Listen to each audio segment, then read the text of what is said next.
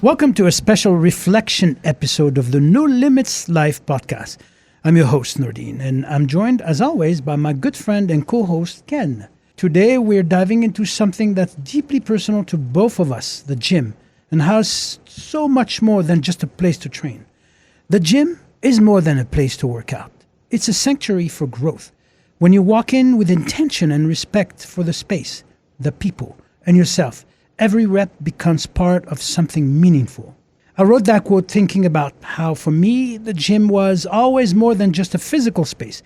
It saved me, it shaped me, it taught me to fight when I wanted to give up. Ken, when you hear this quote, what does it represent to you?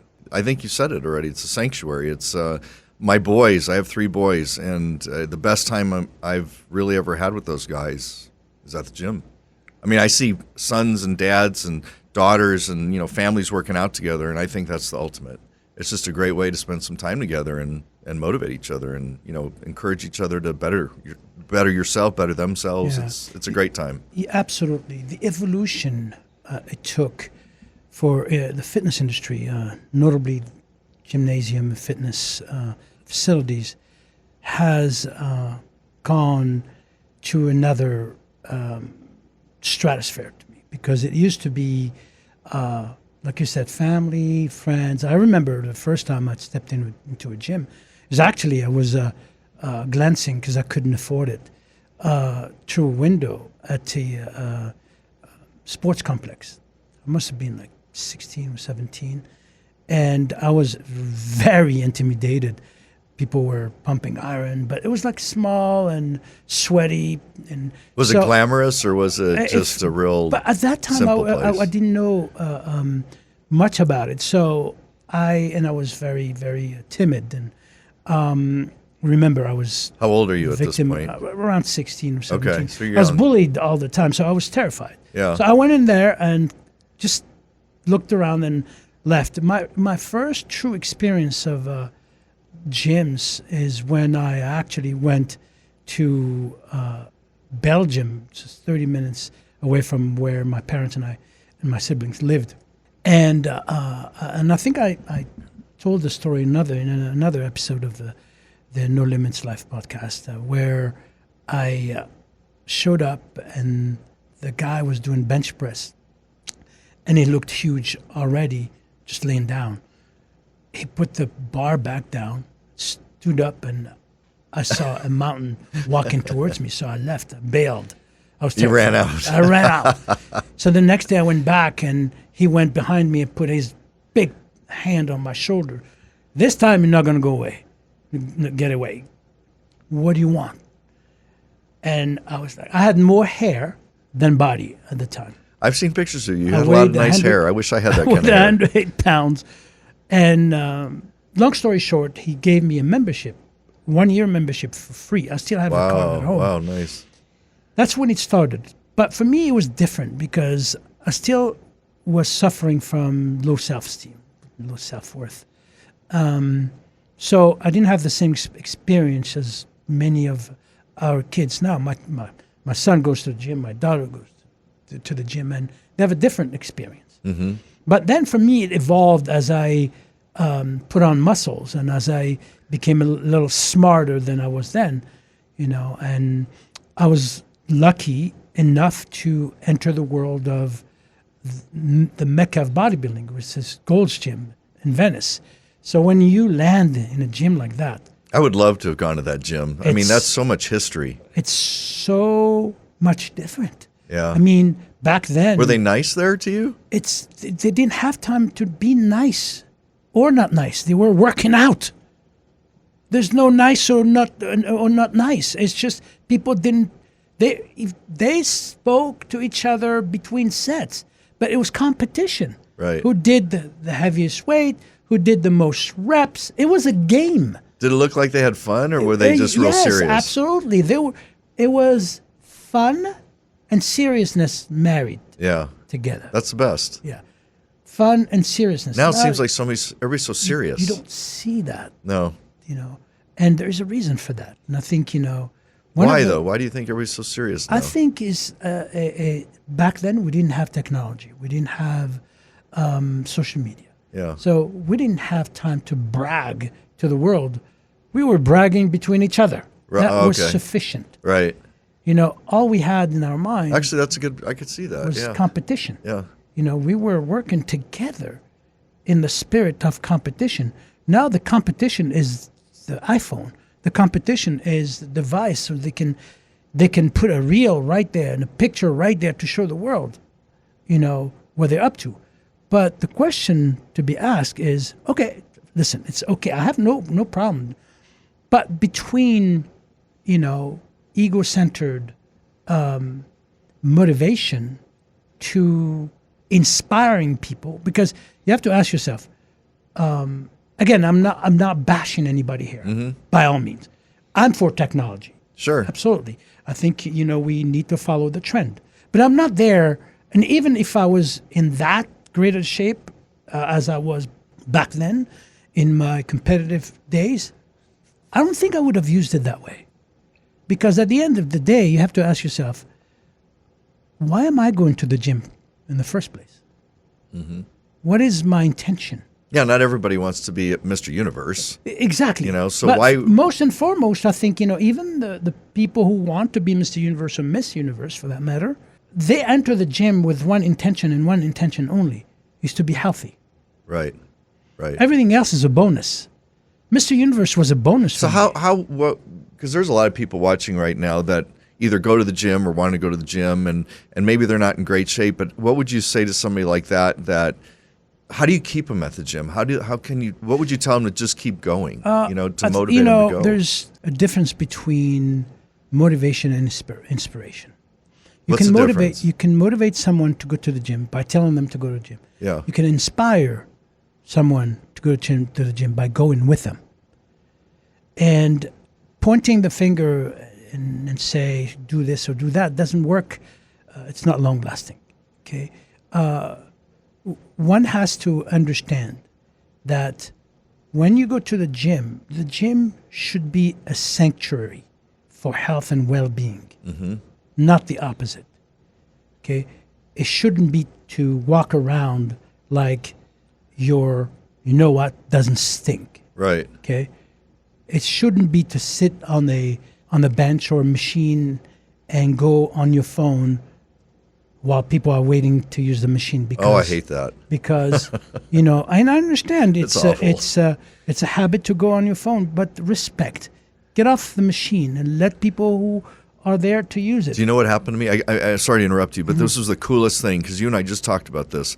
I literally just happened to me yesterday at the gym, and he's young. He was this young guy, and it was early in the morning. It was like 5:15 in the morning, and I wanted to use this machine he was using, and he looked at me, and he could tell I wanted to use it. He goes, "Hey, do you want to use this?" I go, "Yeah," and he goes, "Well, let's work in together. We'll do it together." And so he would use it, and he would go use a different machine, and he would let me use it, and that's the way I grew up. We would just use each other's machines. It's supposed to but be. nowadays, Gym etiquette. people don't like that. I don't think nowadays. I think, with all due fairness, we need to understand what people, what their mindset or state of mind is at the moment they're doing that. I don't think they're doing it on purpose. Yeah. I think it's a habit.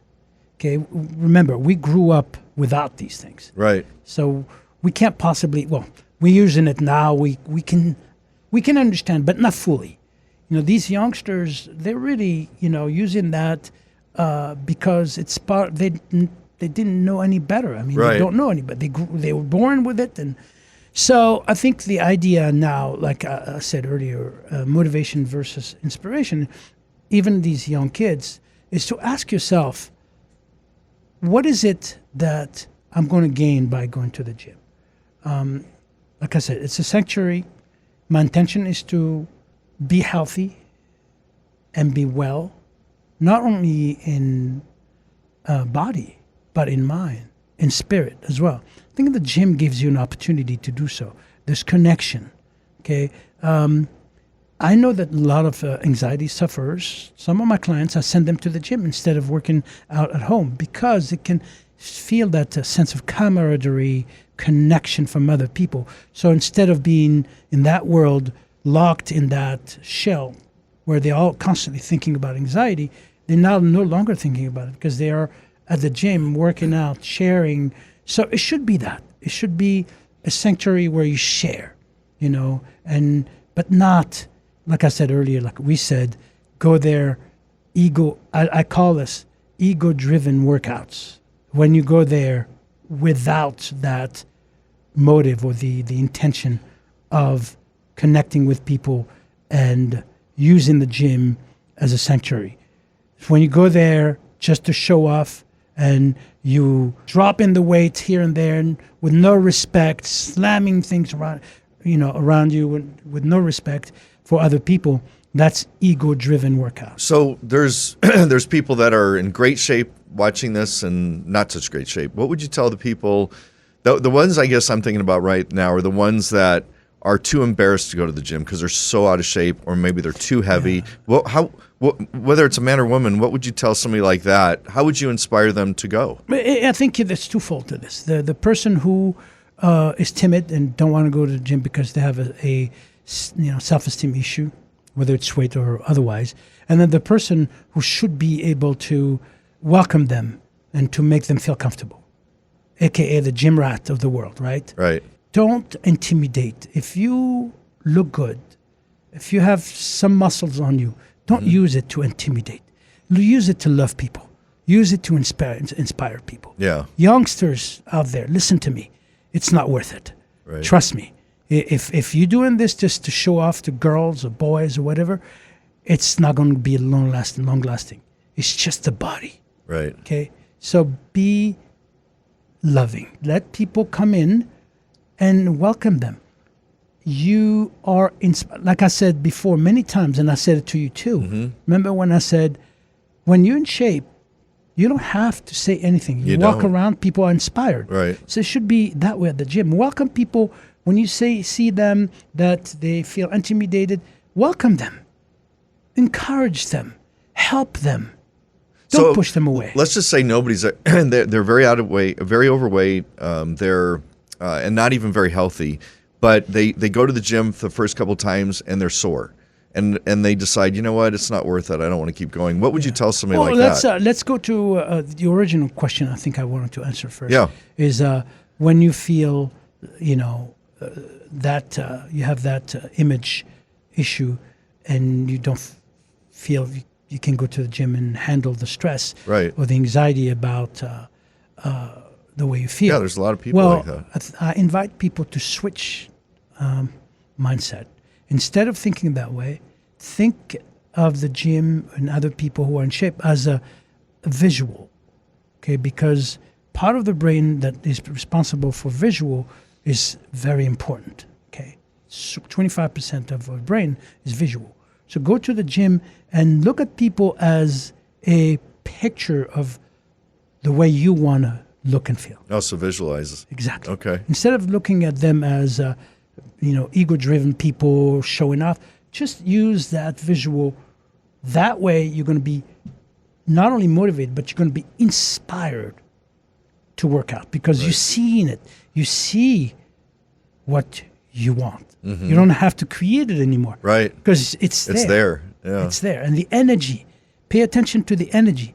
The gym energy. There's definitely energy in the gym. Energy. Yeah. Remember, I think it's in a podcast that I heard Arnold saying that when he said, I can go to the gym on the way, it's like a black and white color movie.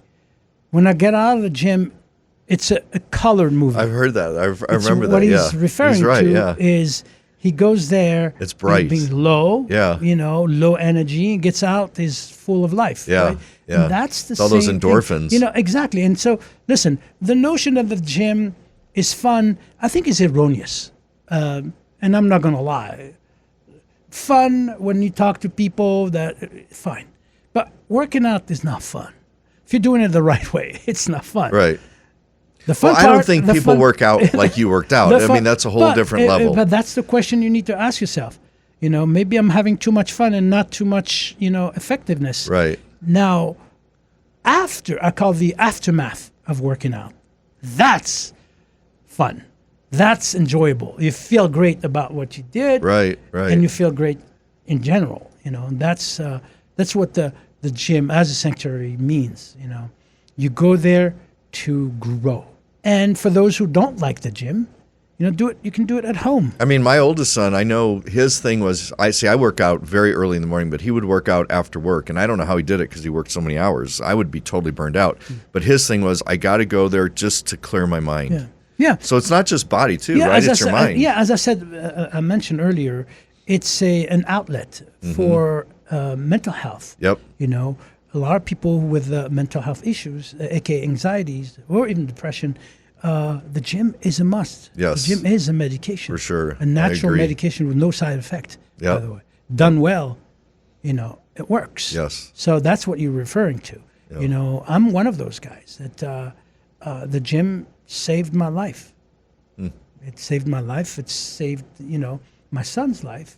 Right. My son was having a lot of issues with anxiety when he was 15, and now he's 23. And he said it every day. He says to me, "Dad, thank you.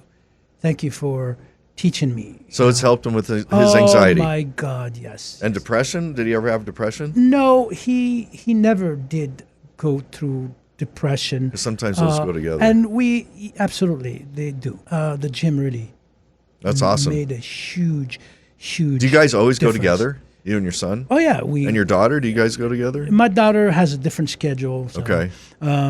But there's something interesting that he tend to say all the time. And he says, "Dad, you guys are lucky.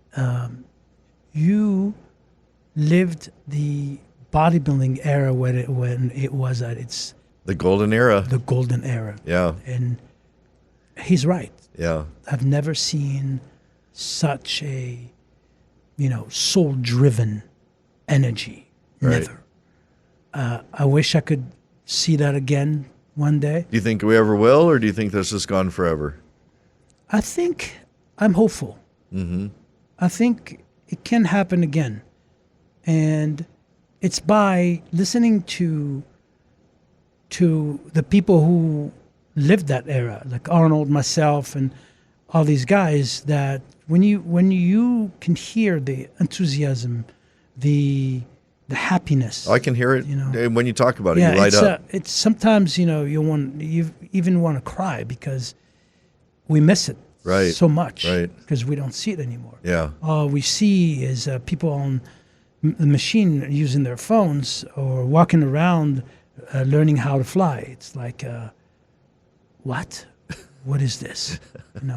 But youngster out there, please take it seriously. Yeah. Take the gym as a sanctuary. And have fun. Have fun. Have fun at the in the gym. process. Smile, laugh. Yeah, absolutely. So what's your experience? Well, the gym? mine's real easy. So when I was in high school, it's funny, I was about your age. So I'm probably at this point like 13, 14 years old. I didn't even drive yet. And I remember it was real cold and I was working out on the football field and there was, people in the stands and I had to wear several shirts with a flannel over it. So these girls in the stands saw me with all these shirts on. So I looked bigger, but I'm a little skinny runt underneath, right? And then, because girls weren't talking to me, I was this nerd. And all of a sudden, these girls started talking to me, and the buzz was starting to get around. Oh, look at that! He's working out. Look, did you see how big he was? But it was because I had a bunch of shirts on, and so I thought, oh, so that's how you get girls. You got to be bigger. That's one of the things I was referring to. Yeah, you can't be a little squirt. You got to have a body. So then I thought, okay, well, that's what I'm going to do. I'm going to start going to the gym. And I went for free in high school, and they had a nice gym there, and I started to eat really differently, and I started to, work out, and people started noticing, and that just fed. As soon as somebody all it takes is one person saying, "Oh, are you working out? Oh, you look bigger." And the results, boom, that's it. I think, but a lot of people ask me, and that was one of the questions I think, I don't know if I answered earlier you asked, is how you keep coming to the gym. Is paying attention to the results. Even if you don't see them, you feel them. Yeah. Pay attention to the result. Even if you don't see them, you feel them. Well, it's like Arnold said, it's seeing that color at the end. And so you have to pay attention to how you feel. Yeah. Remember, it's not all about body, okay? It's about mind. Yeah, for sure, the mind. Okay? It's about your health. Yep. Let me tell you this, and it's my experience. Then that, first of all, if you didn't have mirrors in the gym, 75% of the gym goer wouldn't go. Right? That's So what true. does that tell you? Ego-driven Yeah. workouts. Right. Right. So you need to eliminate that. You need to go to the gym as if there were no mirrors. Right. Okay? And as per people who like to wear extravagant clothing to attract attention, here's what I'm going to say. The minute you do that, the minute you start, I have no problem with people. They can wear anything they want. I'm not judgmental, but here's what I have to say. When you start doing that, you show yourself as an object. You're no longer you as a human being who has self-esteem, self-worth. You're just showing yourself as an object Right. because that's how people are going to look at you. It's true. I've been there. I've done that. Trust me, it doesn't work. So wear comfortable clothes to work out. Don't wear clothes to distract. I was just thinking, my wife, Susie, she'll look at me sometimes when I'm going to the gym. She goes, "Are you going to wear that? Don't you realize there's stains on your shirt?"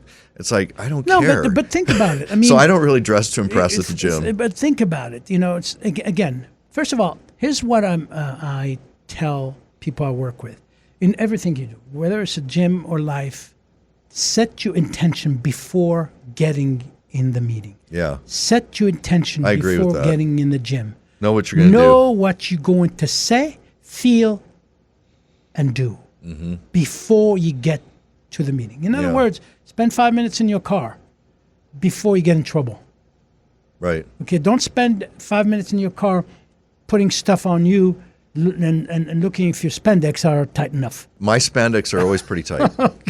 This was a pleasure, Ken. This is This is great. I love talking about this with you This because is you are the best of the best. No, I wasn't the best, but thank you. Yeah, we're 2 times Mr. But, Universe. Listen, humility goes a long way in life.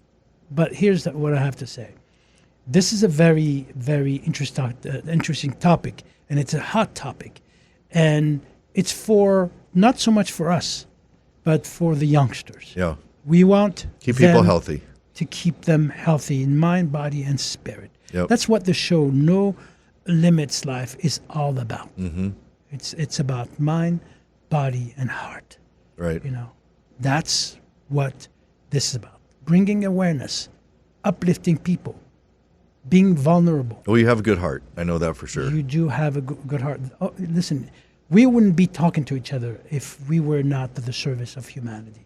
And thank you, Emilio, for that Yeah, too. Emilio, thank you. Thank you. So, thank you. I want to make sure I thank our viewers and listeners for joining us today. I had a great time. I love listening to Nordine talking about the golden era of bodybuilding. I mean, to me, I think it's just the coolest time when it comes to that period. And anyway, so if you guys enjoyed what you got to hear and see today, please make sure you like, subscribe, or share this information. It's important, yeah. Yeah, please do. And we love you guys, and we hope you join us again next time.